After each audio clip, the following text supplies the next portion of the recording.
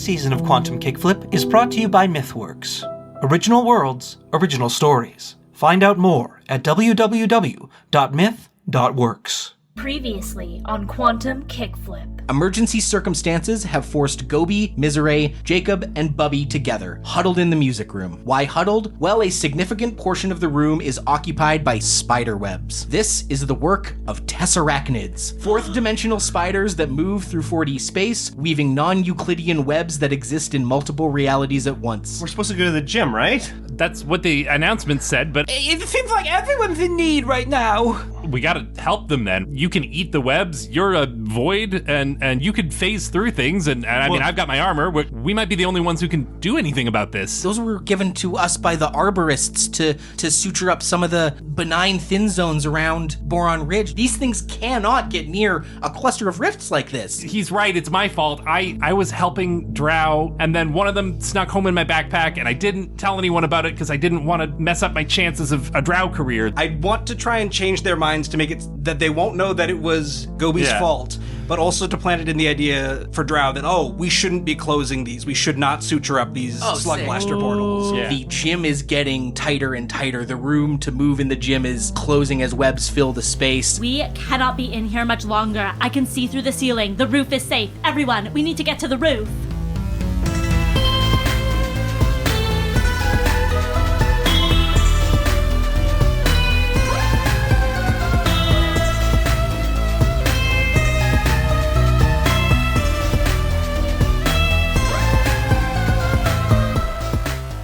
Welcome everyone to Quantum Kickflip, a Slugblaster actual play podcast. I'm your Game Blaster Slugmaster Liam Creswick, and I am joined today by some of my best and funniest friends who are going to introduce themselves now by telling me about a time they were on a cool roof. or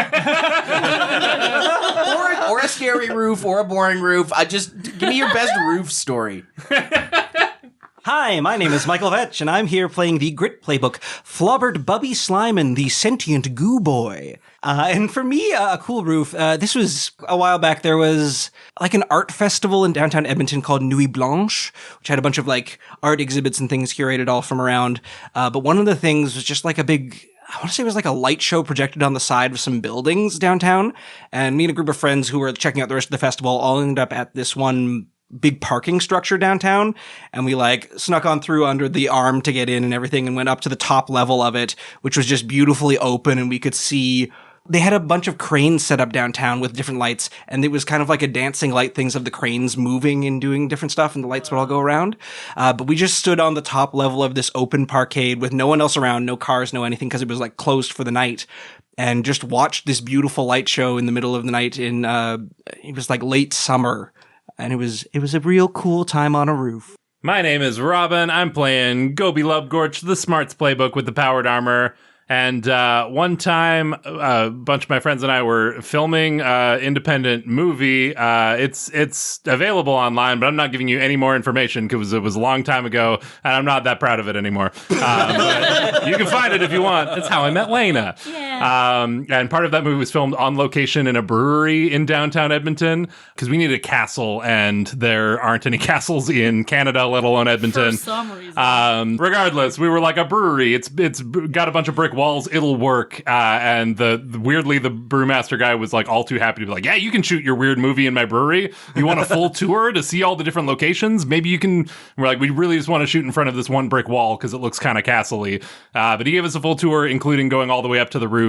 And I just remember being like, it was like sunset. And this weird, cool brewmaster guy was like showing us the roof of the place, and he like lit up a cigarette, and we were like looking at this amazing view of the city, and he was like, yeah, enjoy it now. The bunch of new developments going in. This view will be gone pretty soon. And I was just like, whoa, this is a very poignant moment. It's like stuck with me in a weird way because that view probably is gone now. So they got rid of the downtown airport, so now they built all the skyscrapers super high. And that brewery is enveloped. Also, that brewery doesn't exist anymore. R.I.P. Yellowhead. Oh, shit!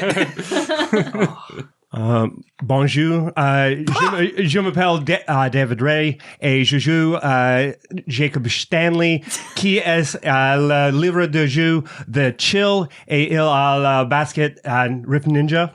I want to do something different for the. And funny enough, this is going to connect to the story I had. I had this bit lined up during the summers in high school. I would like sign up for these odd jobs, and you get hired around the town. And I got hired by my French teacher, weirdly enough, who is a maniac. You said it was a French teacher. He was a maniac. Has anyone ever had a French teacher that was a maniac? Just me? No? Le cuckoo. Well, he had me paint the side of his garage, and I was going up to the top, and I was like painting above my head and everything, and I'm trying to, maintain balance. And at one point, I flicked my wrist, and this one solitary drop of white paint went straight onto my iris. No. And just so suddenly it looks like I'm kind of blind in the one eye, and I'm like, something is like right in front of my face is what it looks like. And so I'm scrambling off the ladder and trying oh my God.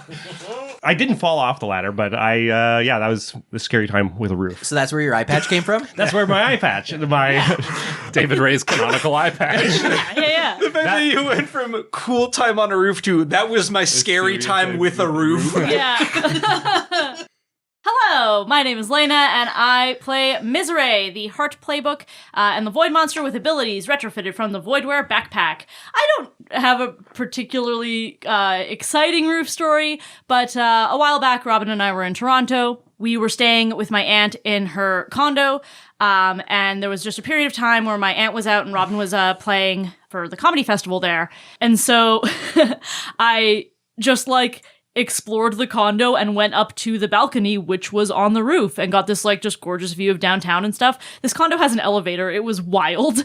But yeah, just had this nice quiet time on the roof, and it was sunset and it was nice. I wanted to tell the story of your aunt's cool condo in Toronto with the elevator up to the roof in the middle of the condo. Yeah. And then I was like, wait a minute. They said they were going to take us up there, and they never fucking did. I never got to see that roof. Yeah, I went up completely alone. We also did not ride the elevator. I had no idea that you went without me. Yeah. Hi, surprise, my husband.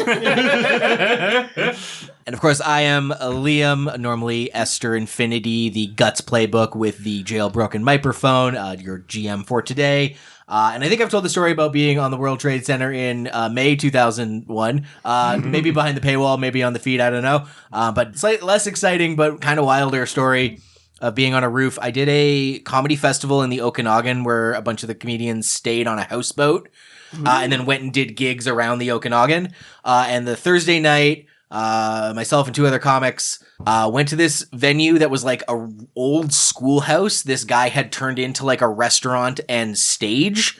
It was a beautiful space. All sorts of cool Canadian and even American bands had come through there, either on their way rising fame, the Tragically Hip had played there at one point.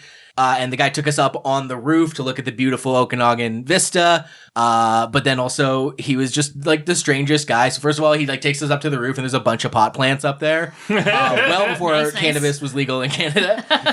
And also you need to imagine, I don't remember what he looks like, but in my memory, he looks like the guy from the I Think You Should Leave sketch with the, car focus group, stinky wheel goes flying off. Too small. That guy, he did not want to pay us. He was we were supposed to get the check, and it was pulling teeth to get him to give us the check. And then he kept trying to sell the business to us. He's like, "Do you guys want to buy this place? Do you want to buy this place?" He's stand-up comics. Yeah, we're "No, man, we want you to give us money. I don't want to give you money." And it was just kind of just generally a very strange dude. It comes with pot. It comes with pot. Well, with that, why don't we play some Slugblaster?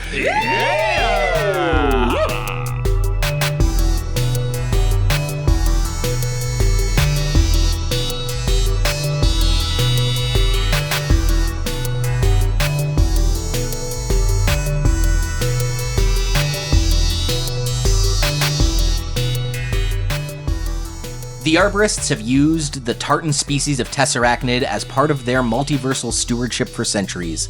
The three-dimensional webs woven by these four-dimensional creatures are a natural method for stitching up simple rifts in the fabric of reality.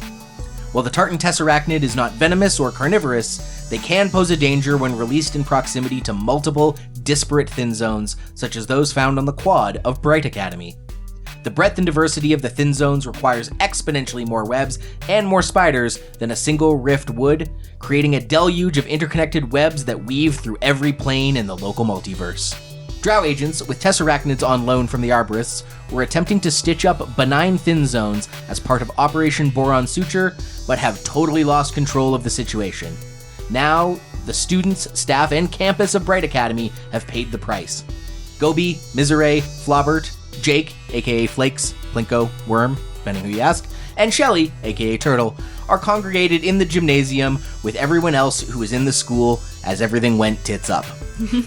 You all thought the gym was safe, but with each passing moment, the space is being filled with more bizarre geometry made of non-Euclidean webs in fabulous tartan patterns. Marla Pronger's hyperoptic visor has shown the roof to be the only potentially safe place remaining, and it will take your whole crew to help everyone escape to the roof. Disaster looms as you struggle to survive the night of the Tessarachnids. Lightning strikes. Yeah, lots went down at the last moment of the last episode. You maybe recap where you were, what you're doing, what you're proud of, what you're terrified of. Bubby has just finished removing his goop from the ear holes of the Drow agents, where he rejigged their memories to make them think it's their fault for the whole spider dealie. I think Goby is watching this, like looking on in horror at what his carelessness hath wrought, and kind of goes over to Flobert and is like, Bubby, I thank you for doing that, but also you didn't have to. I mean, is that gonna? Did you damage their brain? Are they gonna be okay? What's That tasted weird. that didn't answer my question. Oh no, I just ever since we got back from Quahalia, I've just had this strange sort of, it felt like I get this strange ability to interact with people's thoughts and stuff, but I just had to get in there. I think they look like they're doing fine. Kirk and Prita are sort of, they're fine, I mean, in so much as they're standing and looking around, and guilty looks on their face because they think this was all their fault. Visibly, they're fine, but also they've kind of got like a glassy-eyed look on their face, like, yeah, no, we really screwed up on this one. Yeah, I think we did. Yeah, I didn't overwrite their memories of how to breathe. Well, I mean, thank you. Genuinely. I don't know what I would have done if this could have cost me everything, but also maybe run it by me next time, okay? Sorry. No, I just didn't want anything bad to happen. I know. Everything's already kind of, I don't know, tits up. It is tits up. That's exactly how I would describe it, but I appreciate it. I know that you just want to help me and make sure that I don't... I guess thanks is what I'm saying. Goby, there's nothing to say thanks for. I'm just looking out for a friend. Well, I appreciate it all the same. And Bubby reaches out and gives you... he doesn't really have arms to hug, but he kind of gives your leg a squeeze in a way that feels like a hug. Goby reaches out with his armored hand and sort of like pats Bubby on the top of the head. Straight into him. Hey, I think we need to kind of move along. I don't know if we have much time here. It's kind of filling up. Yes, Worm is right.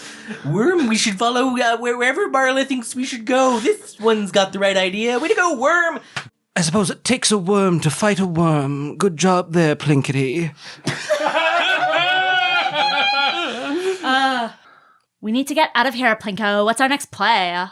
Sam and Doug, the other normies, join up and are like, "Hey, Flakes, what's up? Thanks for getting us out of here. Miserée." I don't know if we're calling him Worm or Flakes. Yeah, it's not a problem, folks. But seriously, now the spires are like going across, like above my head and everything, and it's starting to close in around me. Sam leans in and is like, "Hey, man, I know everyone's been calling you Worm lately. And that kind of sucks. But don't worry, you'll always be Flakes to me, buddy."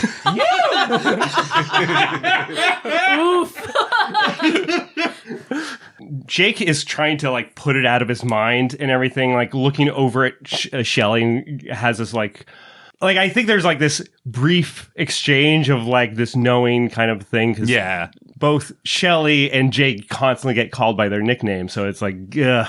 Yeah. And Jake's kind of like gathers his breath and just decides, fine, let's just keep going. And I'm going to go towards the fire escape. Well, you said that there's like a fire door, right? Yeah, there's a fire door and a ladder outside, and I'll use this opportunity to let you know we are nearing the end of this run. You've just got to get to the roof, the final checkpoint. Now, I would normally pitch this as a group roll, but it has been brought to my attention that an opportunity for more style is requested by everyone, and I'm okay with that because it gives me more opportunities to stick you in my webs and move up the danger track, which is overwhelmed, of which you have helmed left. We're at Overwood. Yeah. Overwood has been done, and helmed has been remaining. So then instead of a group roll, why don't each of you tell me how your characters, using your abilities, your signature devices, maybe your new telepathic abilities, maybe your good old gumption in your playbook, get the class up to the roof. You mentioned there's a ladder. Is it one of those fire escapes that's sort of like mounted up high, or is it accessible right from the ground? You know what? I had imagined it right from the ground, but if you would like it to be way up and you got to pull it down, that's great. I love a snag. Yeah, I think something that Bubby can do here, I want to use his molecular tuning. Roll to temporarily change your slime form's chemical properties to make yourself bouncy is the sort of adjective I want to go with. And I want him to sort of act as a trampoline for people to bounce up and access this ladder. Incredible. We'll do all these rolls. Maybe I want to hear what everyone has before we do the rolls. Mm-hmm. Well, if you've got the up part wrangled, I could potentially. Bubby's got ups, all right. Goby's gonna focus on rounding everyone up. There's a lot of people in this gym, and he feels now pretty personally responsible for the situation they're all in. So I would like to roll to use my mobility boosters to sort of zip around on my wake of water, hydroplane around the gym, gathering everyone up and collecting them, bringing them to the fire door, and to the awaiting Flobeline, Trampelobert. He's going to alley gloop people up to it. Oh my god! Oh, that's so good. Obviously, there's students and staff to move, but there are also Tessarachnids coming from random fourth dimensional vectors that you can't see, coming around corners that you can't perceive. Yeah. More strange geometry is beginning to fill the room, so that's obviously an obstacle as well. And that is where Miserée comes in. Miserée is going through a lot right now. She's very upset at Goby for having worked at Drow after the mind nightmare that she went through in Quahalia of him working at Drow and completely antagonizing her. She's kind of mad that Goby brought this all on in the first place. She's mad and confused that Bubby kissed her and then has completely ignored her and avoided her for this entire time. She is mad that she had this really tender moment with Jake where she is going to call him Jake because that is what he likes to be called. He doesn't like to be called anything else, and everyone in this room is calling him literally anything else. She's mad, so she is going to skate around the gymnasium using her Omni-Siphon to blast some Tessarachnids and get some of her anger and aggression out. Incredible.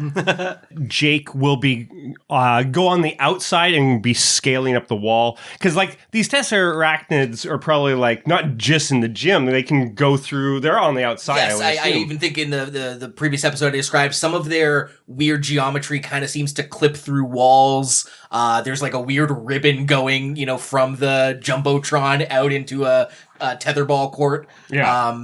So they're all over and filling fast. So I think what I'm going to do is I'm going to go on the outside. I'm going to be climbing up the side of the wall and maybe occasionally I'm grabbing people if they had a bad bounce or something like that. Or and then with my ray gun in the other hand trying to shoot some of these things as best trying to invoke some of that duck hunt skills. Just bam, bam. Get that video game in. Incredible. Well, then I think we're going to start with Miserée, then we'll move to Goby, then to Flobert, and then Jacob has walked up the walls and is at the top of the roof, kind of ushering people you're the final checkpoint for the crew. Yeah. Incredible. Before we all make our rolls, I have a pitch. Liam, Slugmaster, podcaster, Game Blaster. If we each, on our individual rolls, added a kick to our rolls, could the collective combined effort of all of us working in harmony here, acting as a team, helping each other out, clear one of our fractures? Ooh. Oh, Do we all need to succeed on our rolls for that to work then? I think we'd have to. Yeah, that was definitely going to be the. Yeah. Yes, I like that a lot. We are. Yeah. There's 3 fractures. Currently, this is a disassembled run. You guys aren't a crew. That's pure circumstance that you're here together. Yes. If every single one of these is a success, even if like a 4-5 success. Yeah. If all 4 of you had a kick, or 4 kicks across the 4 rolls. I don't care if it's 1 each or all of them on Dave's. If all 4 rolls are a success and there is a 4 kick total throughout, yes, we will clear a fracture. It'll really bring everyone together. Yeah, teamwork. Incredible. Okay. I'm going to mark a kick for my Voidware to make that happen. I'm going to take a dare to add a d6. I'm going to mark a trouble if that's cool. Yes. 2d6. 1 kick. Check it. I'm doing a trick. 4. You are doing a trick, so problems are worse. I am going to just mark 2 on the danger track. Oh no! You have L-Med left. But otherwise, this is a riotous success. Please describe omni-siphoning the heck out of these spiders. I think there's a door that leads to the outside of the gymnasium, like you described, like that everyone is sort of funneling towards to get to this ladder. Miserée is heading in the opposite direction, and having absorbed the Faraday field that was containing the students in the gymnasium, she is like glowing with this dark blue-green energy. She is more glow than void at this point, and it's like she's venting this energy in concentrated blasts out at these Tessarachnids. Her aim is not amazing, because it's hard to tell where they're coming from at any given moment. But the moment she sees one, she fires off. And then the moment she sees another one, she fires off. And then she starts doing skateboarding tricks while she's doing it. Like, she kicks off the wall, and there's a random balance beam because it's gymnastics time, and she does a grind on the balance beam. It's gymnastics time. They've got the Canadian climber or Canada climber. What was it? There's the like horse thing. Was it called the horse? Vaulting horse, yeah. Vaulting horse, yeah. There's the vaulting horse, and she like kickflips over it and then bounces off of it and like stalls on it and stuff. She does a lot of stuff with the vaulting horse. Yeah. And I think what's happening is she is literally being a beacon right now, and so the Tessarachnids are being drawn to her and drawn to the gym, and I think that's where the overwhelmed is coming from, is that she is getting rid of them, but much like a Hydra, for everyone she eliminates, 2 more come in its place. Yeah, I think I established they don't like it when you mess with their webs, and for every Tessarachnid you're blasting, you're taking out huge chunks of webs. And if she doesn't see a Tessarachnid, she's shooting webs. Like, she's, Those like swim champion pendants are like falling from the ceiling and getting tangled in webs, and that's, yeah, absolutely. Incredible. Success. Goby. All right, I am going to use all of my remaining resources on this, which means a d6 from my attitude, a d6 from my powered armor, a kick from my attitude, and you know what? I'm going to take a dare, so I'm going to mark a trouble to get 1 more d6. So that's going to be rolling with 4 d6 and a kick total. And check it, you know Goby's doing a trick on this one. Oh, yes, let's go. We have a 5. Ooh, but you were doing a trick, so problems are worse. Stop. I'm gonna mull over whether this is 2 more marks or I snag, trap, tangle someone. Yeah. Please describe what you're doing while I mull this over. Fair enough. Goby, like I said, feeling pretty responsible for this whole situation. He sees that we've got to get out of here. Time is of the essence, and you've got a gymnasium full of students, and not just a few students, but like students from every different faction, every different clique. They're not all gonna listen to each other and work together, so they need to be rounded up, they need to be herded.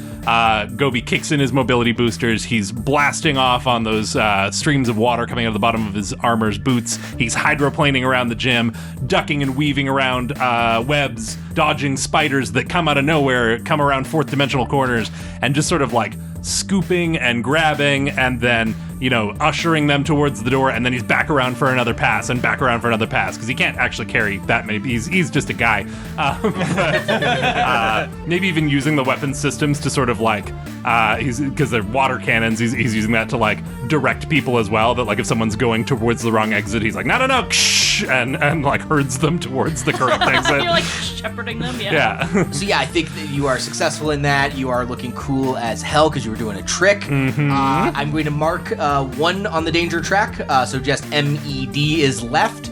And on that very last student, you're trying to scoop up Flezzy of the Thrashers, the sort of bubblegum pop Ariana Grande popularian princess. And she goes, look out where you're stepping, here comes one, and you are going to be stuck. Oh no. Does that act as a slam? It is a slam, so you can nope it like a regular slam, or as established last time, you or someone else can roll to unstuck you. I think as much as I have the slam box to take that, but we got to get out of here. I'm adding another roll to this string of rolls is asking for trouble. I'm smarter than that. I'm going to nope this. So you're just going to ask for trouble instead. Yes, yeah. the trouble I took from the dare, and now is it 2 more to nope it? Would you like me to nope it for you? Would you like to nope it for me? I'd like to nope it for you. I'll take that, yeah. Miserée blasts the web, very much similar to how you're shooting water cannons to be not so fast. She does that right in front of your feet, but it's not to stop you in your tracks. It is to clear the web that is in front of you. Never mind, Miserée has your back. And just because I forgot to mention it, because I keep forgetting I have it, while I'm skating around and ushering everyone, in addition to the water cannons and stuff, Maurice, my little robot companion, is helicoptering around the room as well, and just sort of as guiding people, showing safe paths through the webs, and going zzz. It's a little zippy, but then there's a close-up shot from behind him, and it sounds like an Apache helicopter, and it's a war dock. Fortunate Son starts playing. This is literally that thing of where they're on the roof getting out of Vietnam. Oh, the watchtower. Flobert. Yeah, I think once we establish that we need to get everyone going out this one fire door, Bubby beelines it out that way, and he's going to sort of stretch himself up out of Gumdrop into a bit of a bigger shape. He'll end up kind of looking like a timpani or a kettle drum. Sure. And by being stretched out that much more, his density is lower, which makes him springier, and he becomes sort of more bouncy. And he's hoping to help launch people up toward that fire escape. For this, I start with the D6. I will be adding one from the turbo pool on slime form. I'm going to take a dare for another D6 there, but I need a kick for this cool group maneuver. And you've taken a dare for a die already. Yes, I have. I have an extra kick. Can I have an extra kick? Yeah, can I have an extra kick? TMZ, get out of here. You can have an extra kick. Thank you for the kick. So I'll be rolling 3d6 with a kick, and why not check it? 2 1s and a 4. I think since you're so gooey, and we've really established that the webs are less of an impediment to you than everyone else, I have no choice but to mark 2 more on the track. Because you're going so hard. And if we fill out this D, it will be disaster for everyone, not just those who happen to fail their upcoming disaster roll. Bubby gets outside and positions himself in an advantageous spot outside the fire door up toward the fire escape ladder, stretches out. Come on, everyone! Go on! Up, up, up! And as Goby's zooming out and bringing kids, he kind of launches them, and they bounce going right up off of Flobert, up to the ladder, and continuing toward the roof. Here come Rhea and Connie. They're some of the first 2 up there. Oh boy, here we go. Spring formation. 3, 2, 1, jump! You twins are kind of creepy. I don't really appreciate that. No, that's not very nice. I call them if I see them. I think Jake is, as he is climbing up the walls with his anti-negative friction outsoles, and he's able to kind of get up there and seeing that maybe not everybody is athletic as, say, Rhea and Connie, position himself kind of near where the start of the fire escape is to like catch somebody or guide them or whatever. And every once in a while taking a pot shot with his A quick point of order. We have been calling the ladder a fire escape. It's more of a service ladder to the roof. Oh, sure. The fire exit is the door in the gym. Sure. But for whatever reason, point. this service ladder is only half the height. Yeah. I like the idea that it, like, you can release catch and it would like fall the rest of the way down. We just haven't been. We're using a trampoline instead. Maybe it's like launch or something. The catch is trapped in webs. The catch is in the golden jungle. So what I'm going to do is I have an extra one because of I'm the chill. I'm going to add one from my sneakers. I'm adding a kick. So that means I'm rolling with 3 die. This is as close to being the heroic, helping people get through that last part. So I think I'm going to check it. And here. Oh, everybody checked it. I love this. Okay. Yes, and if this succeeds, then we will clear a fracture. Unbelievable. We got a 6 in there. Yes! And so, like, I'm helping people along. Jacob is popping off shots and looking hella cool as people are climbing up to the top, just in time as the last kid is, bouncing up. Flobert, you can't really jump. Well, you can be bouncy yourself, I suppose. You can. Yeah, I might just spring the rest of the distance. I think the last person you save is head teacher Stanley, who was present. Yeah. Come on, Dad! And grab him. Oh boy, people have not been making good choices today. It's okay, Dad. Maybe we need to get this ladder fixed for next time. There's a catch somewhere around here. Oh, it's covered in webs. Okay, well, here you go. And Jacob gets him onto the ladder, and I run up the side of the wall all the way up. Excellent. Well, then you are now all met on the roof. All the students present. That was Sig and Flezzy of the Thrashers, Rhea and Connie of the Heads, all of the normies. Sam, Doug, Shelly. Yep. Mr. Bob, head teacher Stanley, Marla, Aurora, and Grayleen. Well, there you go. And some nameless background students. My name is Todd. You now can see the beautiful evening vista of Boron Ridge. You can see the full scope of the Tessarachnid webs covering all of the campus. There's a few small bits of web sticking up here on the roof, but it's far safer than the gym. Everyone is in good, safe order. And because of this, your team is met. You did it. Collectively, the 4 of you have rescued everyone. And this brilliant show of teamwork will clear a fracture. Yay! Let's go with... Which 3 did we have? Yeah. We had Screwed the Pooch, Too Many Feelings, and Moi. You know what? I think somebody did Screw the Pooch. Was it Drow? Was it Goby? Who's to say? But let's clear Screwed the Pooch. Sounds good. And also because I don't want to ever say that again. Liam and Esther are both like, we're done with this. As we clear this fracture, Goby looks out on the beautiful vista of Boron Ridge and sees the supports of the old lookout tower sticking up like a weird claw and just sort of like glances to the side like...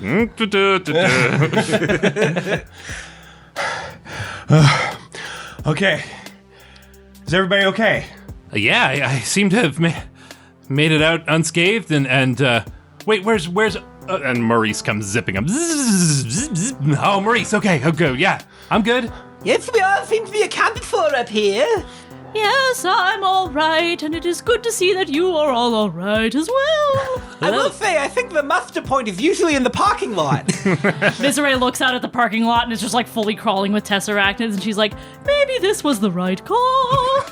That was incredible, Jacob. I can't believe you guys made that look easy. You just rounded us all up and got us up here. You were a trampoline? That was cool. I do some stretching. You are all doing fantastic stuff. Yeah, Goby, Jake, and it was a great time. Everyone was doing good. Miserée, you're incredible too. Thanks, Jake.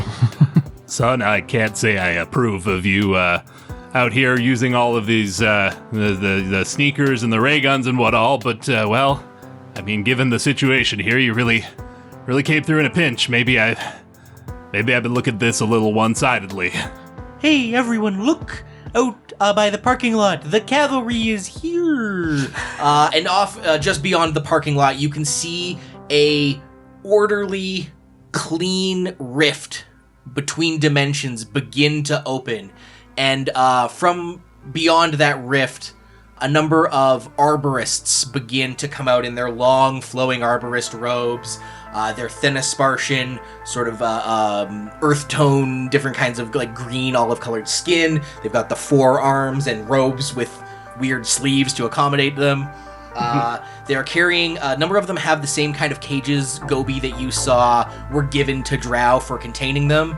And for everyone that doesn't have a cage, they all have buckets full of slightly smaller than the one Jake encountered earlier, dreadfly larvae that they begin to just start scattering like chum around the front of the campus, and all the Tessarachnids slowly begin to make their way there, and before the Tessarachnids can bite into their scrumptious dreadfly larvae, the arborists make quick work of wrangling them up, caging them, collecting them, using classic arborist orbs to siphon up all the errant webs.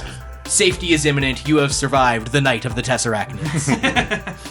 But this is still Slugblaster. Please roll your disasters now.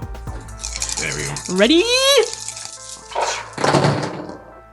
Yes, so we've all rolled disaster. Did anyone get a 6? I did. Congratulations, you avoid disaster, Mark 1 style. Nice. 4-5, close call. Who got a close call? A 4. Oh, Bubby, was close. Maybe you're because you were the last one up with the bouncing. Yeah. You just narrowly avoid. He ate a lot of webs. Yeah. You're stickier than usual. You're like 2 or 3 kinds of sticky.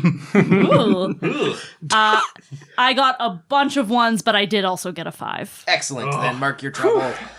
Disaster avoided. Not only in the disaster roll, but need I remind you, you were 1 D away from overwhelmed. Oh, that was a close one, gang. By the skin of the D, we made it out. And with that, we move into downtime.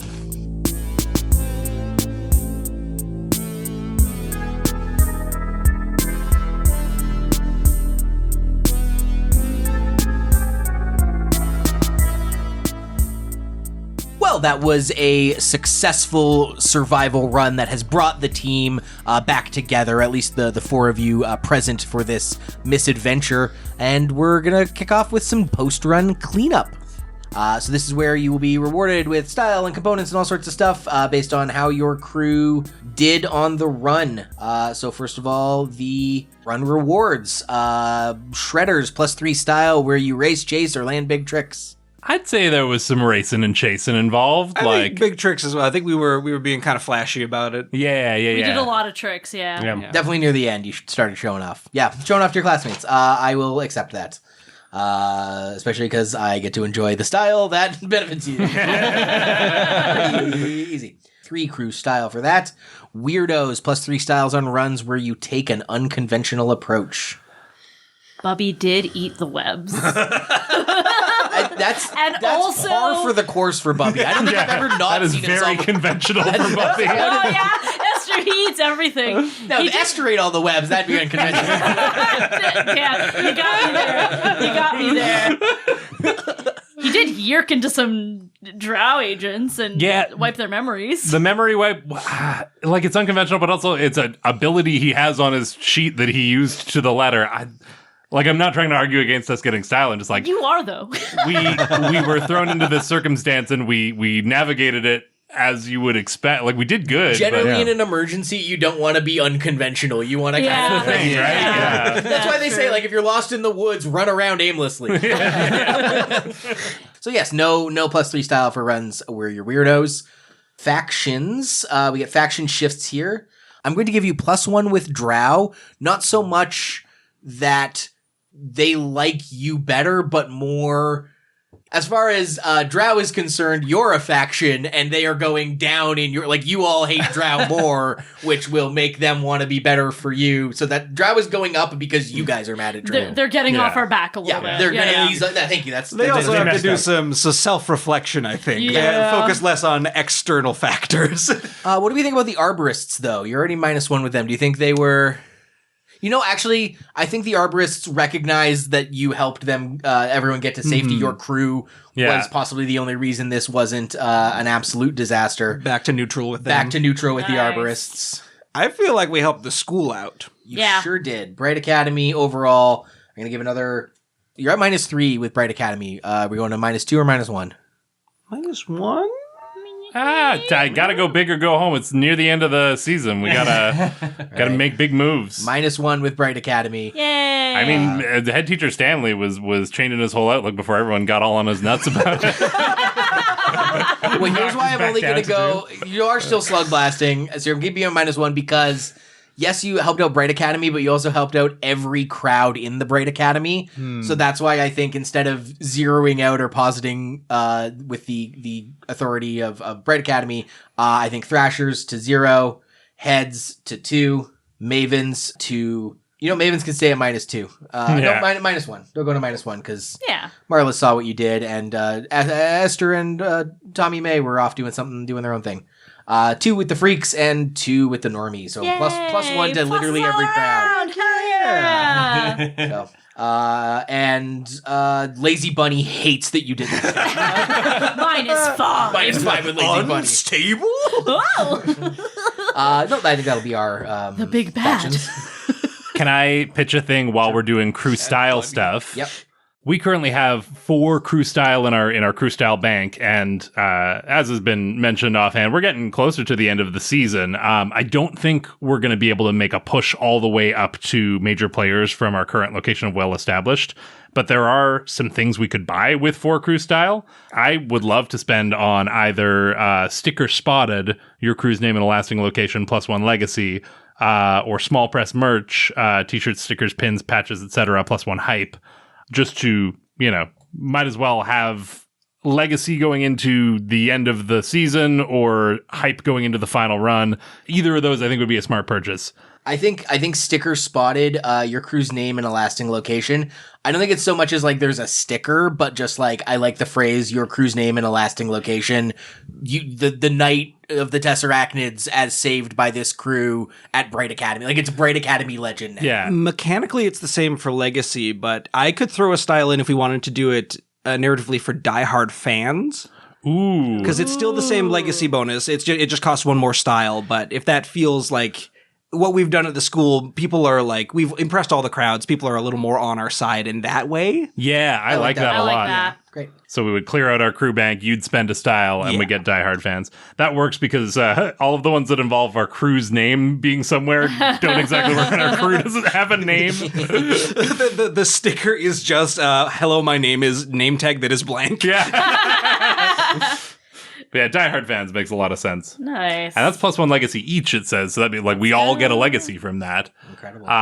We all get a legacy? +1 legacy each. That's what it says. So Knight of the Tessarachnids. School saviors. Heroes of Bright.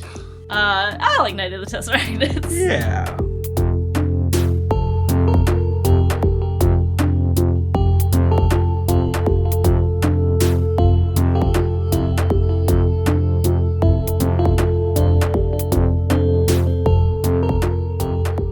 For our first downtime scene, this is going to take place almost immediately after disaster was rolled and the arborists showed up. You're all sequestered on the roof. The cleanup is happening down on the ground. And so all 4 of you, your classmates, Mr. Bob, head teacher Stanley, are forced to just sort of hang out on the roof, watching the cleanup, looking at the stars, and you survived an ordeal. The vibes are pretty good now that you're safe, and a bit of an impromptu party has broken out. In fact, dare I say, your robot companion, Oh, Maurice. sort of hovered down, brought up a cooler of panic energy drink, dropped it for everyone, and You find yourselves in a impromptu social situation, looking up at the beautiful stars as the arborists clean up below. I think as Jake is sitting there, I would say I can see it off on the corner of like the gymnasium. Like everybody else is all hanging out and they're having a good time. Music's playing, there's chatter and all that kind of stuff. But I'm off and away in the corner, probably sitting next to Shelly, and I'm like sitting there. I have my panic energy drink, which is kind of funny because like I'm also jittery because I've just been through a whole thing, and now I'm adding to this, which is I'm not. Yeah. Can I offer you guys are sitting on like the HVAC unit, but Sure. at first no one even really noticed Shelly was there because she kind of just looks like another HVAC unit. And Jake is like The powered armor. that's right, in the powered armor. Jake is like watching all the the arborists clean up, and it's one of those things like he's watching, but he's taking in no information in the eyes, right? Like it's just like something to look at physically, and is sitting there with Shelly. For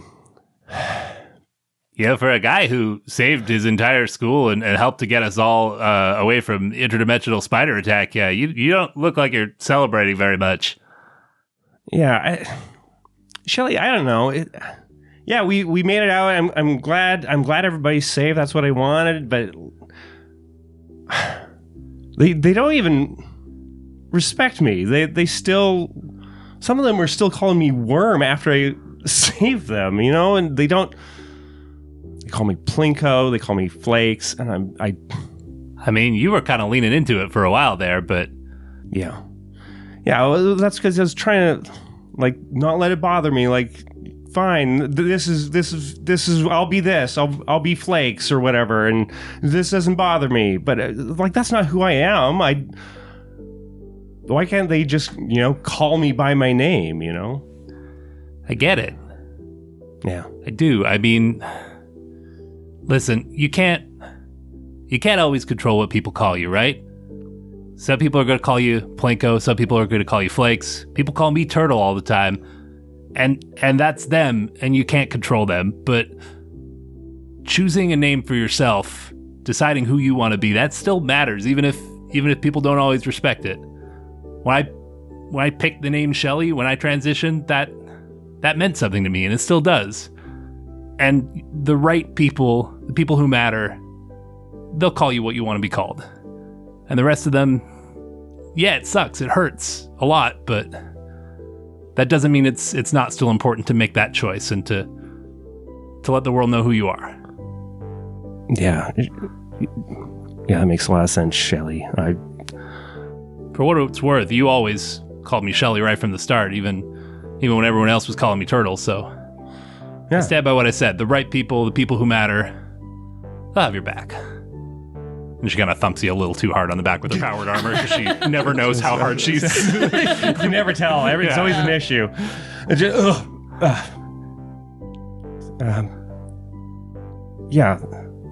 thanks, Shelly.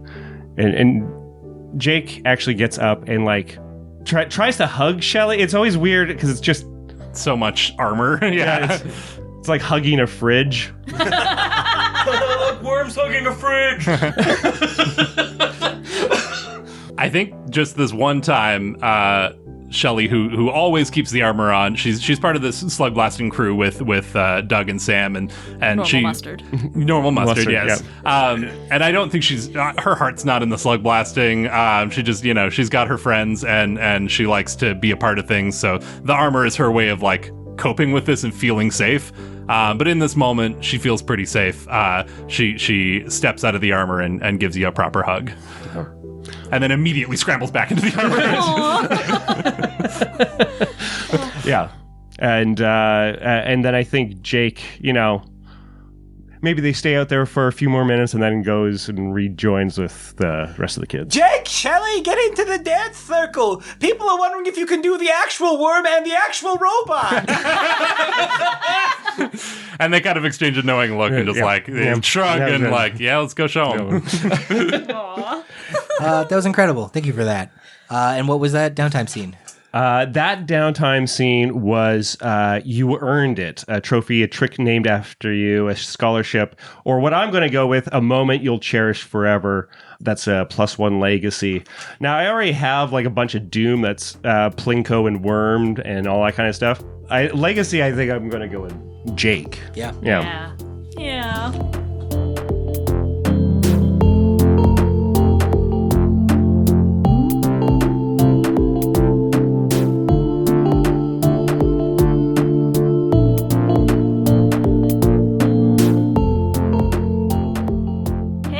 Everybody, we made it to the roof! Oh, what a harrowing experience we all had just now. You know what we should really do to celebrate? We should tell our friends about Quantum Kickflip and leave a 5-star review for Quantum Kickflip. Yeah, that'd be really good to do, I think. You can also support us by subscribing to us on Patreon, where we have all sorts of exclusive bonus content, such as early access, cast live streams, shoutouts, and more. If you subscribe to our Patreon today, you can catch the outtakes and glitches from the Quahalia run. Here's a little taste of that. Stacy.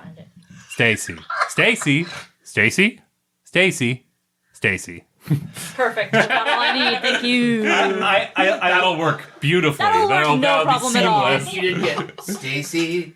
To listen to the rest of the glitches and so much more, head to patreon.com/quantumkickflip and subscribe today. Oh, it looks like Flezzy's going to be putting on a performance. We should really listen to that. Oh, when you know a legend, you gotta let everybody know that you know a legend. I know several legends. They're cool as shit and they rock so hard, and therefore I do too by association. I said, let me tell you about the legends I know. Bronze, Dionysus, Nash, Fesman Farmer, Diamondina, a Ratlon, Mana, Lamp Critic, Craig from Canberra, Australia, Canberra, Australia. I got their numbers on my phone. We all went to get ice cream cones. Everybody saw us there, and it's important to me that you care. Ooh, I know legends. Ooh, I know legends. Ooh, my name is Flizzy. Ooh, and I know legends. This season, Quantum Kickflip is proud to be sponsored by MythWorks. The ruins stretch forever. Endless corridors, silent halls, light without sun. Eternal Ruins is a tabletop role-playing game of solitude, exploration, and fragile hope. You are a wanderer, born from stone, searching for purpose in a vast and shifting world. The free Quick Start for Eternal Ruins is available for download now. The Quick Start includes complete introductory rules for play, the Hope and Despair track, a full scenario, pre-made wanderers, and guidance for both players and guides. In the Eternal Ruins, every journey is different. The halls rebuild themselves, spirits wait for offerings, servitors follow ancient commands, demons feed on sorrow. Yet, within the dark, there is warmth and connection. To access the Quick Start for Eternal Ruins, head to www.myth.works. You can catch the next episode of Quantum Kickflip and the beginning of our final run on Wednesday, November 19th, or 2 days early if you're a patron. Thanks so much for listening, and let's party on the roof!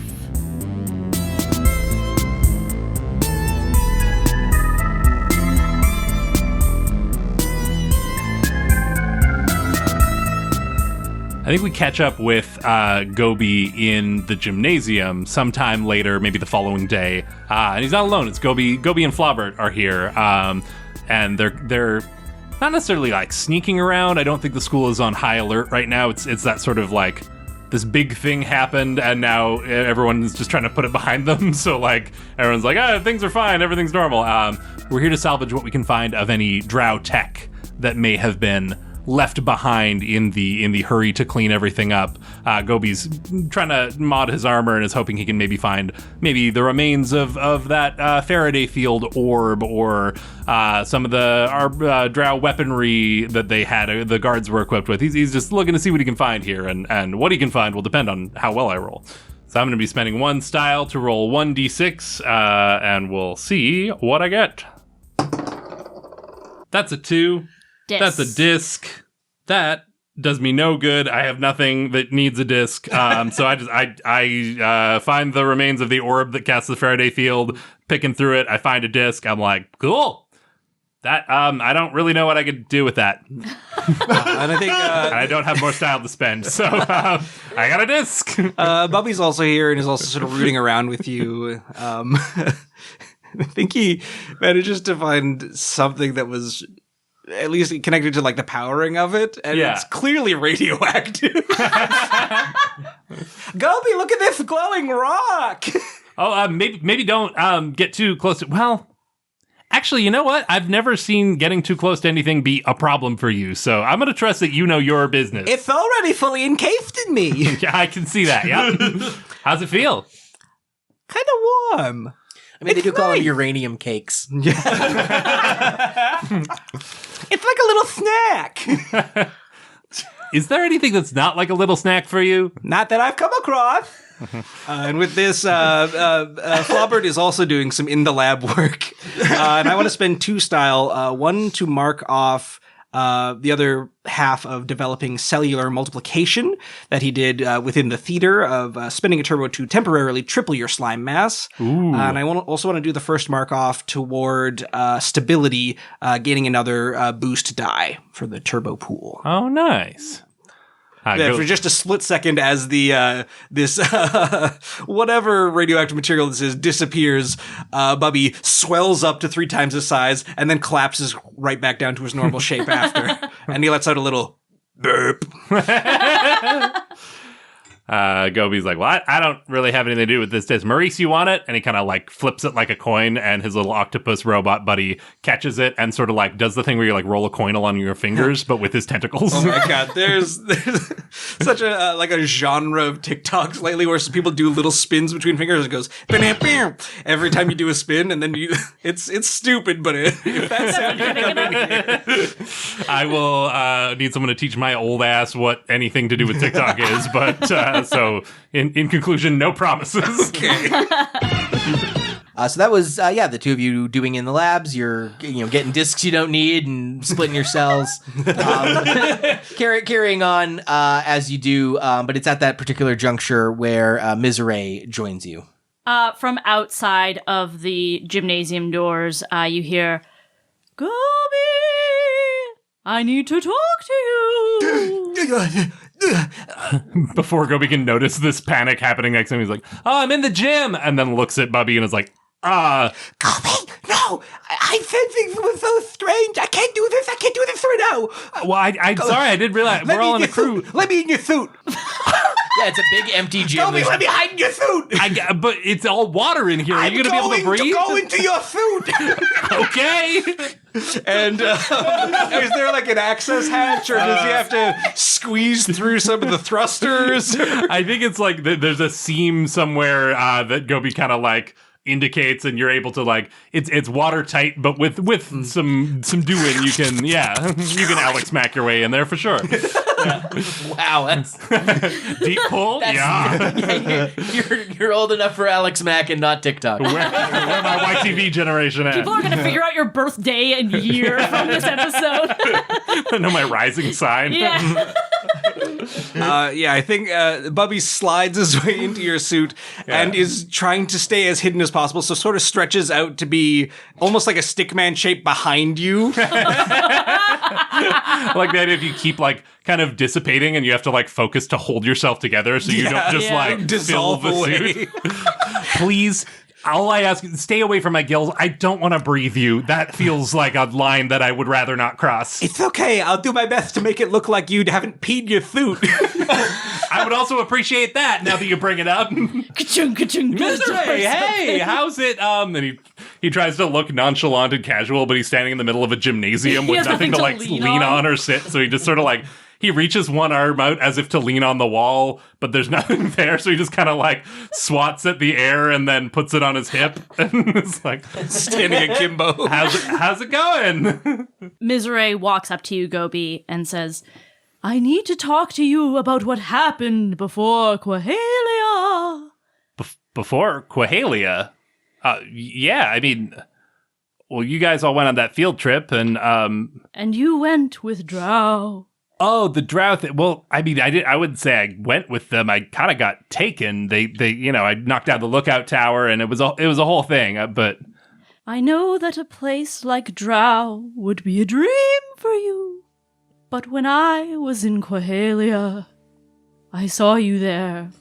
You saw me and... No, I wasn't on that one. I was at Drow. This is exactly what we're talking about currently. You were there. For me. But you made me feel like nothing. Miserée, I'm sorry. I'm not trying to invalidate anything you're saying, but like you know that wasn't me, right? This is like... Do I? Do I know that? This is like when someone insults you in a dream and like it feels real and it hurts and I am sorry, but it also I couldn't do anything about it if I wanted to. This is something from in your own mind. I would imagine with the way Quahalia works, it's pulling from your memories and your dreams. If you had a problem with me in Quahalia, then maybe you have a problem with me here that we need to talk about. I'm worried that you're going to leave. With you. With the crew. I feel like something. And the thing that scared me the most about Quahalia was feeling like the void again. Like nothing. Like you didn't care about me.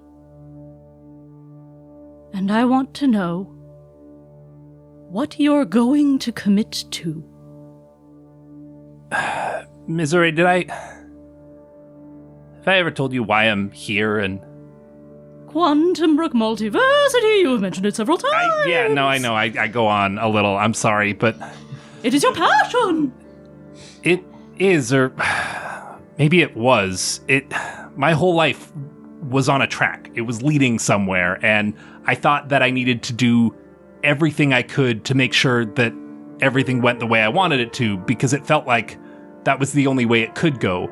And then when things started to go sideways, when I wasn't going to win the student council election and I wasn't going to get my extracurricular and that was going to jeopardize my application, it felt like my entire life was crumbling around me because I wasn't going to follow the one path that I laid out for myself. And,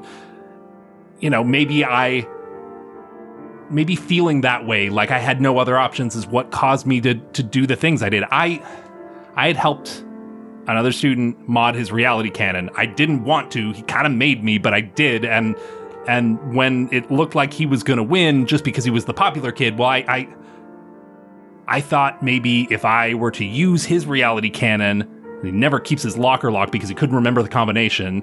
So I thought maybe I could just borrow it for a second and get up to some hijinks with it, and everyone would blame him. And I figured, what the heck? I get him in a little bit of trouble. He loses that popularity, and I win. I sweep the election. But it turns out that maybe trying to invert the gym so that it was upside down, and then they couldn't have the big sports game and pep rally that everyone cared so much about. I inverted it the wrong... I don't have a reality canon. I didn't know anything about slugblasting back then. And long story short, I imploded the gym. No one was hurt. No one was in it. But the school didn't have a gym anymore. And everyone knew it was me. And that's why I'm here. Right. And I promise I'm going somewhere with this. Like, when I got here, it felt like... Once again, I only had one path. It was my only way into Quantum Brook now. After everything else had dried up, my academics didn't matter anymore. My spotless record didn't matter because of this one dumb, desperate thing I did. Now all that was left for me was slugblasting. It was another path, and I was locked on it. And then Drow came along, and they offered me a chance to skip ahead, to cut past all of the BS and just get where I was trying to go. I didn't even have to go to Quantum Brook. I could just get the dream job and go explore the multiverse and do science and contribute to the greater good, but...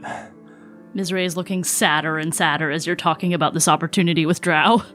But then everything with the Tessarachnids happened, and I felt it again. You know, that feeling that it was all crumbling, that I was going to lose it all, that one stray thing, one stray off the path was going to cost me everything. Luckily, Flobert did what he did, and I was able to salvage it, but I realized that if I go with Drow, if I follow that career, if I follow that path, that's going to be my entire life. I'm always going to be one stupid mistake away from losing it all, from all of it crumbling. I'm always going to be playing by their rules and having to live up to everyone else's expectations of what I need to be. And maybe Slugblasting was just my last resort at one point, but maybe it can be my way out. Maybe it can be the thing that lets me just be who I am and not have to measure up to anything. Maybe I get to finally just walk my own path and tell my own story. So if you're looking to know what I'm committed to, it's this. It's what we're building together. Really? And he nods. I think she gives you a hug. Aw. Goby doesn't take this opportunity to step out of the armor and give you a proper hug because he would die. Yeah, no. And he would expose Flobert. More importantly. No, they hug, and they just share a sweet moment at this big empty gym, big echoey space. And she pulls away and says, "Thank you, Goby. It's very validating to hear that you care about this crew and about me, and that you're willing to commit to this and, well, own your dumb mistakes." I make enough of them. I gotta start somewhere.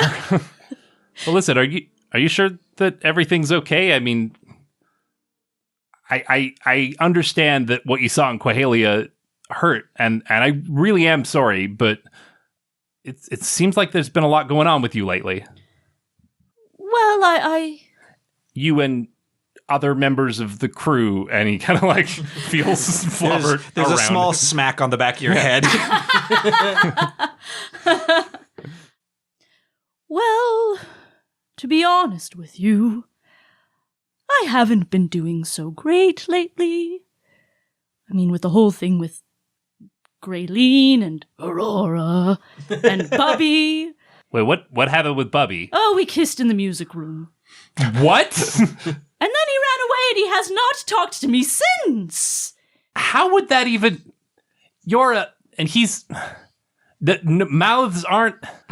And he has been avoiding me and he hasn't wanted to talk to me, and I feel like just say something, anything, if we're going to be a part of this crew. But no, I haven't seen him. He's just been a little puddle, a little coward, and I haven't had any chance to talk to him at all. And I don't know if I ever will have a chance to talk to him again.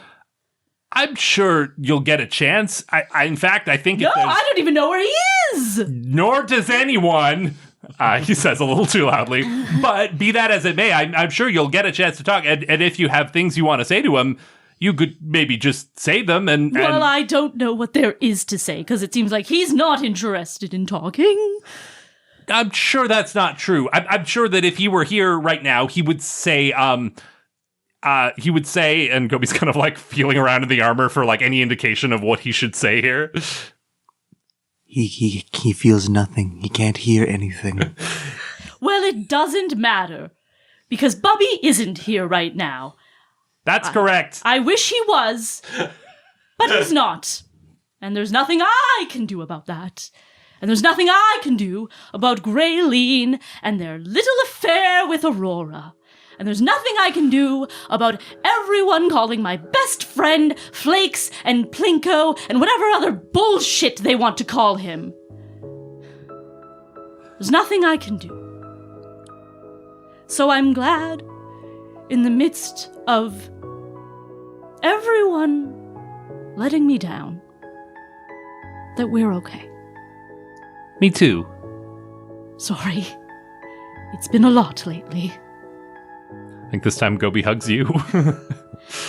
Yeah, and she'll take that hug. And like, I think the like sort of sensory thing she has, it's just like you kind of feel what that a lot sort of feels like. It's less of the like macabre images and more just like, yeah. She's been pretty emotionally overwhelmed lately. That and that feeling kind of sits nothingness. with you. Yeah. Yeah. but like a full nothingness. It's like I need to play loud music and dissociate kind of nothingness. I mean, all three of you are in this hug, whether you know it or not. Yeah. So maybe Bubby gets a little taste of that too. Yeah. Of just how low you've made Miserée feel, Bubby. And Miserée pulls back and says, "Thanks, Goby." And she walks out of the gym.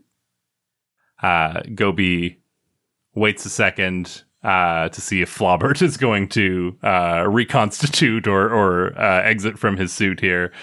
He also shuffles to the side slightly because this entire time he's been standing on top of the purple hat so that Miserée wouldn't see it. Very good.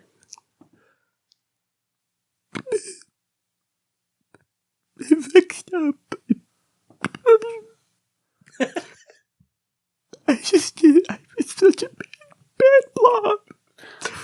I didn't know what to do. Goby, I didn't know what to do. Buddy, I'm sorry. I tried to. I'm sorry. Goby, I made your suit all yellow.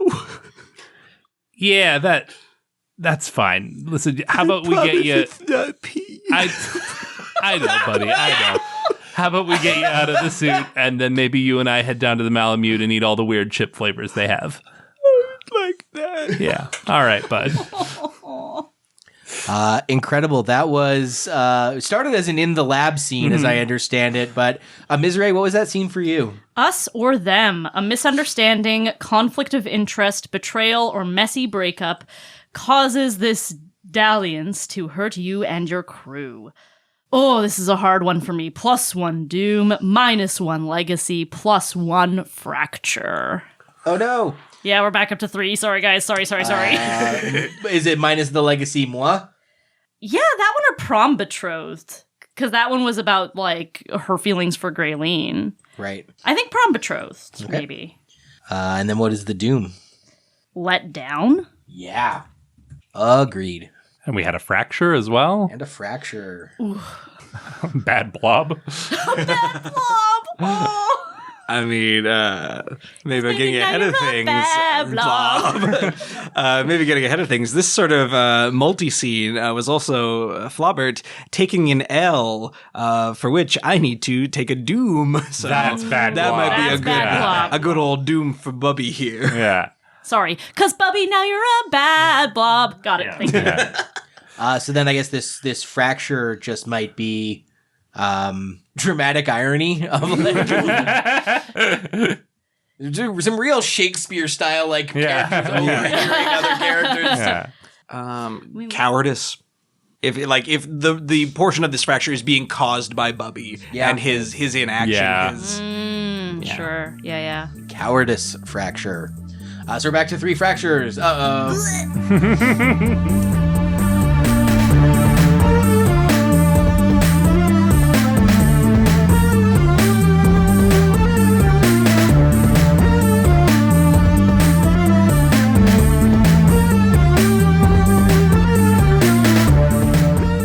Yeah, after this scene with Miserée, we catch up with Goby, and he's found a sort of newfound dedication to his crew. He's made up his mind about what his future holds, and it's not even necessarily what his future holds, but he's decided to strike out on his own path, and maybe he's finally comfortable not knowing what his future holds and writing that story for himself. In all of that, he's decided to level up his armor to its final form. He's going to push this thing as far as it can go to be the best Slugblaster he can possibly be. And we see just like a montage of him in the pool.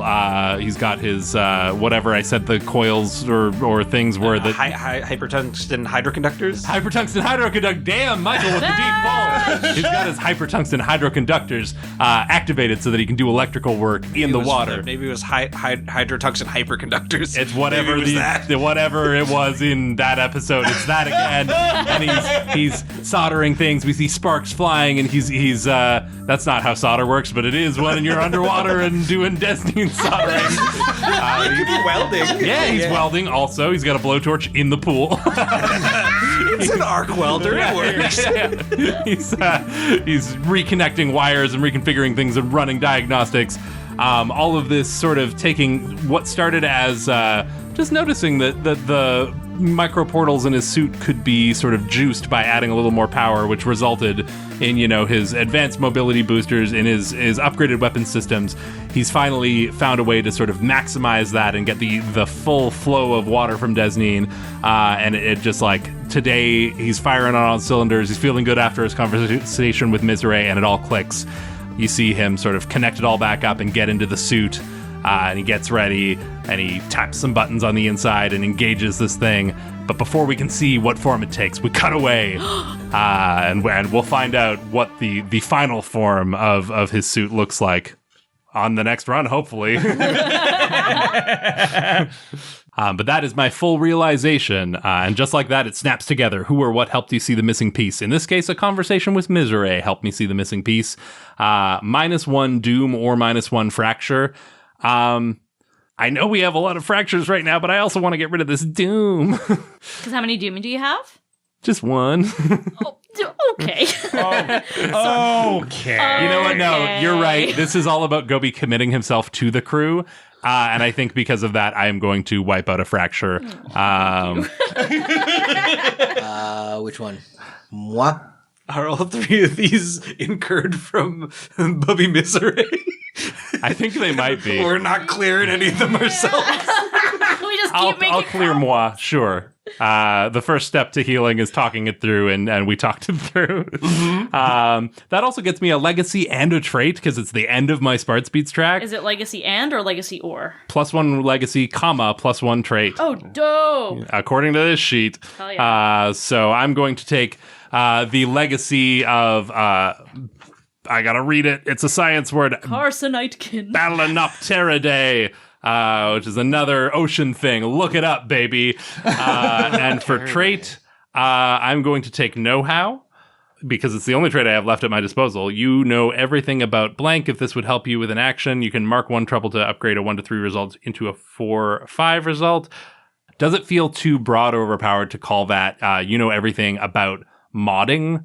Like modding tech or adapting tech, because I've tricked out the suit to its full extent. The whole Goby story started from tricking out a reality cannon, and on a broader thematic level, he's sort of learning to adapt and modify to his new situation. So do we feel good about modding? Is that too broad? Very much so. I I Especially with think that. that'll have a fun interplay with actually reads the manual and some other stuff. Yeah. All right. I'm taking know-how for modding. Dig it.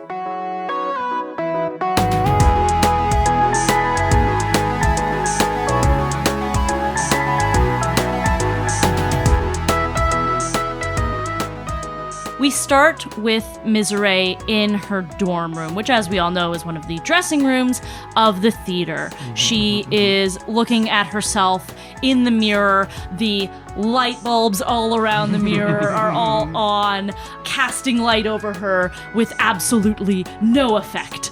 She is still completely dark void, but she is sort of looking at herself, and within her void, she starts to glow this dark blue-green color, and she's moving this glow through her body, and she's controlling it better, and it sort of centers around in her sort of humanoid silhouette where her heart would be, and then it zoops away, and she says, "All right, you can do this, Miserée." We cut to the front door of the Stanley residence. Knock, knock, knock. And Jake comes to the door. He has a pizza pocket in his hand, and just hey, Jacob Stanley, will you be my prom king? You want me to be the prom king? Oh, I guess the thing didn't work out with Graylene, I guess. And Yeah. no, it's okay. Actually, I'm really honored. I know that, especially getting to know you over the last few months has been really nice. I'd be honored to be the prom king with you. Yes, I think that we would make an excellent pair of monarchs. Well, we might have a little bit of an uphill battle when it comes to like politicking and all that kind of stuff. But you What's politicking? oh boy, we'll discuss it. Actually, I have these flyers. She holds up a stack of completely black paper. well, this is a start. I'm not great with the photocopier. Well, hey, Miserée, come on inside. I have an extra pizza pocket. Maybe if you want to have that, and we'll like start figuring out some plans. Yummy!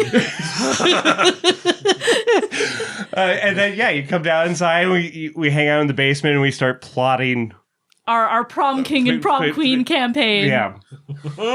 Incredible. So this was 2 beats for me. The first, her hyping herself up in her dressing room, was in the lab, which secures stabilizer for me. The Voidware gets an extra boost now. And the other beat that I am getting in her asking Jacob to be her prom king is sharpened. A teammate inspires you or shows you something about yourself. She sees this as an opportunity for the school to see the two of them the way they see each other. Hell yeah. +1 trait. And the trait that I am going to take is Team Player. Mark 1 style whenever you take or nope a slam for someone.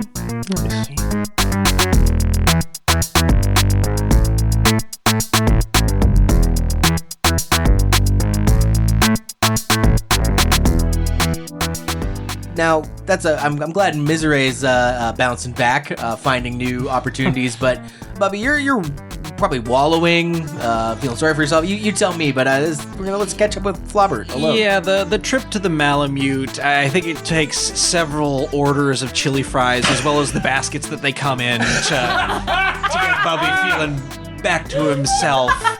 And I think upon returning to the school, most of the cleanup has been done by the arborists, and I don't know if Drow actually had a hand in helping with any of that, as it was sort of their mess as well. Oh, their hands were being slapped on the wrist by the arborists. But at this point, the campus has been left to groundskeeper Mr. Bob for whatever remainder of cleanup there is. God. I think he does recruit Bubby to help with some of that. Bubby having been so enthusiastic about eating webs earlier, they spend a good portion of the next day eating remaining web that was keeping things in places that they shouldn't be, locking doors down, all that sort of stuff. I can see it like in my brain. Mr. Bob has one of those like chimney sweep brushes, like those gathers up a bunch of the web and then brings it to you, and then you just like over. He just like sticks the broom into Bubby. It clears the web off the broom, and then he yoinks it back out. Yeah, Oh my God. and then just gather like weird cotton candy. Yes. Third dimensional. Are you cotton eating your candy. feelings?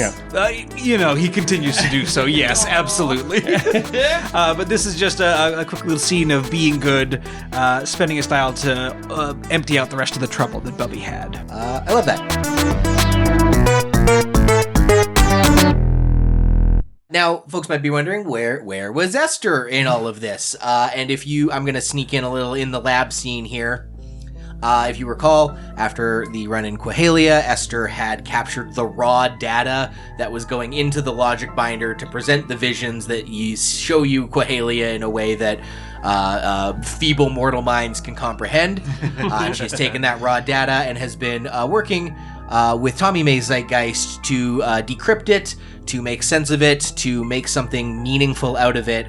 And basically that's what the two of them were doing while the entire Tessarachnid thing happened. They were just off at the Malamute, tinkering and playing with that. And I think not only were they successful in decrypting all of this code, but Esther was able to use it to re-jailbreak her phone. I'll explain that mechanically in a second, but thank you so much for helping me, Tommy May. I really appreciate that you see the power of what I'm trying to build and the problem with what Marla's trying to destroy. Like, I'm not gonna lie, the fact that you got legit footage of Quahalia is pretty damn sick. Thank you. And I appreciate it. Between you and me, sometimes it's like fun to piss off Marla just a little bit. I couldn't agree more. And you know what's really going to piss her off is that I've actually was able to, with what we've learned from the logic binder data that I captured in Quahalia, I can actually use that using all of the components that I got from disassembling all the junk I brought with me to Quahalia, which is me saying I put a bunch of in the lab style into the rope, the maser grenades, all that stuff. Disassembles all of that to get the few components she needs to unlock the final ability of the phone, which also you need the logic binder stuff for. The Real Play AR Actualizer. Roll to temporarily materialize an augmented reality being built from data or media on your phone. And I think she uses like the logic binder math to sort of make this work and the components from the rope to mechanically justify it. Rip a monster straight from an online dictionary. Summon a superhero from your favorite comic. Conjure a living meme, etc. You don't control it. It acts according to its nature. That's sick. So good. So that's just a little in the lab. That's what she was doing for this whole thing. Clearing a style, getting rid of all my gear, and now just having a fully tricked out jailbroken phone. This is amazing. I can't imagine what everyone's doing back at this school right now. It's probably boring and lame. Everything at Bright is boring and lame. I would much rather be here. Incredible. High five. High five. Slap. One errant spider, Tessarachnid crawls across the ceiling of the diner. Ew, spider.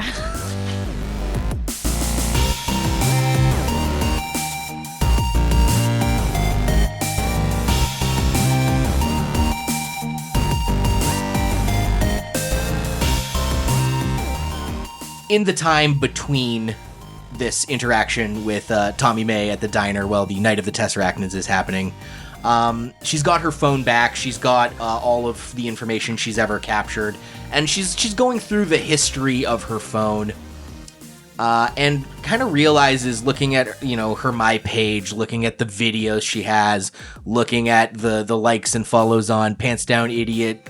What is it? Hands down, idiot eats shit, brackets funny. Looking at Pants Down Idiot Eats Shit brackets funny, kind of does realize sort of how much she's been a part of the cruelty towards Jake, and also hears what happened that night of the Tessarachnids, and in the 2 or 3 days afterwards, gets down to some Esther business. But we're gonna pick up now. A few days later, exactly as maybe just after Miserée has left your house for the prom king and queen thing. Sure. The Stanley household has another lovely lady caller arriving at the door. Sorry, hi, head teacher Stanley. Is Jake home? I know this is the second time in like a week I've come and asked. Yeah, you're also the second girl who's showed up to see my son today, and maybe ever. So this is weird. Oh, it's not like that. I want to follow up our conversation from last time I spoke to him, like a week ago or whatever. All right, and he kind of gives you the side eye because he's still not entirely sure what went down with Flappy. Like, he knows that it was Jake and not you, but he's still kind of got like, you're still on his shit list, even though it turns out that was Jake throwing you under the bus. He's still like, I don't know about that Esther. She seems like a bad influence. And actually seeing that look on his face, like, you know what? When Jake gets here, I'm going to ask him to take a walk. And we join them now on that walk. Yeah. Okay, so what's the deal? What do you want to talk about? All right. So okay, this is really hard. I need you to. It's not about me. It's about you. Jake, I was reviewing some of my actions in regards to you, and I realized, look, where I come from on Popularia, social status is like the number one currency. And so it's kind of de rigueur for people to rise and fall and to pull each other down and to lift each other up. And people being humiliated is kind of just like an everyday occurrence. And for all the time that I have spent on Null, sometimes I forget that folks on Null aren't as comfortable being humiliated. It's you really need to understand. People fall from grace in popular areas. Like it's like someone filing for bankruptcy. Like it just happens. Okay. What I'm trying to say is that I realize that I have been a participant and sometimes the catalyst for your biggest moments of humiliation, and I am sorry. I didn't think about your feelings, I just thought about everybody else's opinion. And that's not how things work here on Null. Jake is kind of taken aback. For the first time, like, Esther has been kind to him, or like kind of like admitted fault for the first time. Admitted fault. Oh yeah, that's the first time admitted fault to Jake. Yes. Yeah. And so just, is this like a trick or something? No, that's a fair question, and like he's like looking around. Is there like, Tommy May with a camera somewhere? This is not a candid camera. Popularia's most treasured national pastime.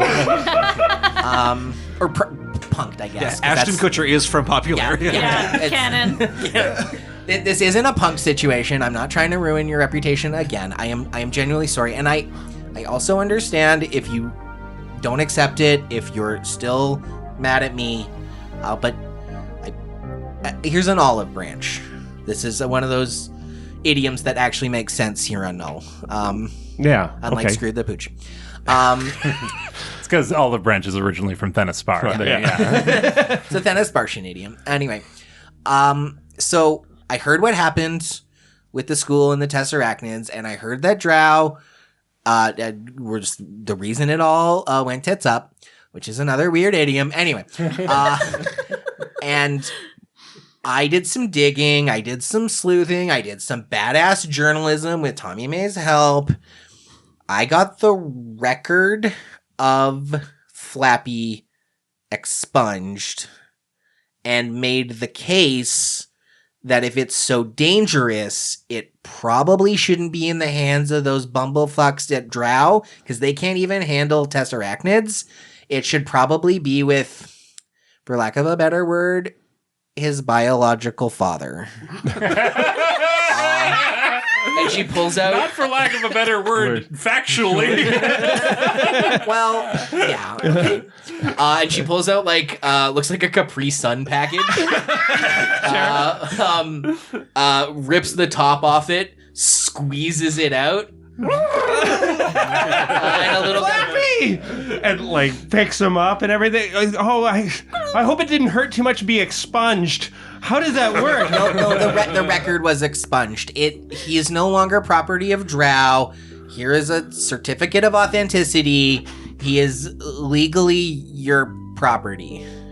Esther, this is incredible. Thank you. It's the least I could do. I'm still not gonna delete Pants Down Idiot Eats Shit brackets funny. It's still my best performing video, but I will endeavor in the future to consider you and other people from Null's feelings when I join the dog pile of ridicule and humiliation. And Jake kind of looking at Flappy, looking at Esther, and seeing like Esther in a new light. And okay, I appreciate that. Yeah, let's try and move on. I would like that, Jacob. And then Jake kind of swallows, and then I don't know. Can I give you a hug? Yes, though I do need to say that a part of the record that I expunged does outline exactly how dangerous that guy is and why Drow wanted him so hard. So, among many other safety features you'll find listed on the back of the Certificate of Authenticity, we cannot put too much direct pressure on his little tummy. So, he can't be in the middle of our hug. Oh, okay. And Jake holds his one arm out, and then just Esther holds her other arm out for the phone and takes a picture. And I need to talk into the mic as Dave and I mime hugging. Weird side hug. Yeah. And it's got the two of us and Flappy in the picture. We are unequivocally, we both have Flappy with us. Yeah. Don't doughboy poke the candy guy. Yeah, I also, I did like Flappy. He's kind of like our team mascot. I feel like if we're going to have a crew name, it should have something to do with Flappy. Yeah, I know. We really need a name pretty soon. Like, I have a pitch if everyone's okay with it. Everyone being you and me, and not the other people in earshot as I say this. So like we should be something with Flappy, but like there's 5 of us, but there's also only ever seems to be 4 of us. So what if our team of 5 was called the Flappy 4? I like that. Well, let's run it past the crew. We'll get back to it. Okay, this is great. This is. And you're starting to see like Jake kind of like liven back up to what he kind of was at the start of the year, where he's like, there's new hope. There's like, he's got Flappy back. He's also potentially going to be prom king, and it's just like, oh, there's nothing. There's no problems there, and there's no problems in the future there, and he's very excited. So yeah. And that was sort of a joint downtime scene. For Esther, that was the Iron Team. You turn down a huge offer, you set the record straight, or expunge the record as the case may be.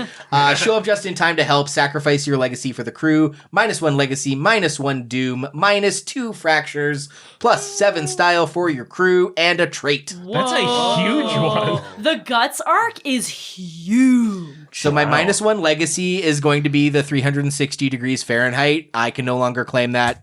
That was a team effort. -1 doom beefin'. Yep. Yeah. Crew fame, gonna go ahead and add the 7 style I just netted us.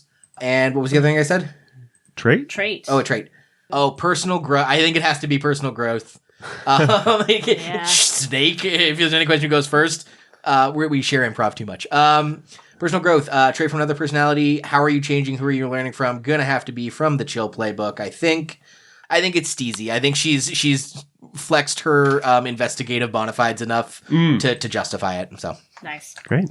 And what about you, Dave? That was also a downtime studio? Yeah, that was the end of the Chill Beats thing, and that's somehow works out. And yet you land on your feet as per effing usual. Hey, you really did. I did. Yeah. It's somehow You got a date to prom. You made up with the meanest person you've ever met. You got your pet back. Yeah. Your dad thinks you've got 2 side pieces.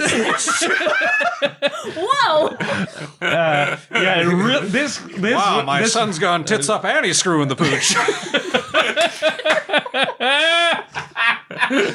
Okay. Oh boy. So basically, it turns out for how I want. So -1 doom. I think I'm going to lose Sugar Free because that was me losing.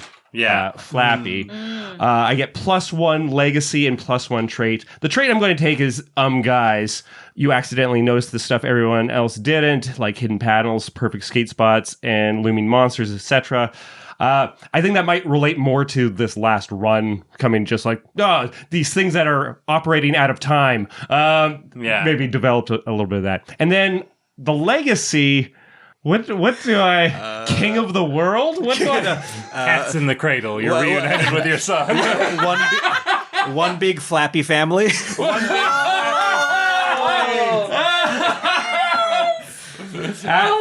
From downtown. Yeah.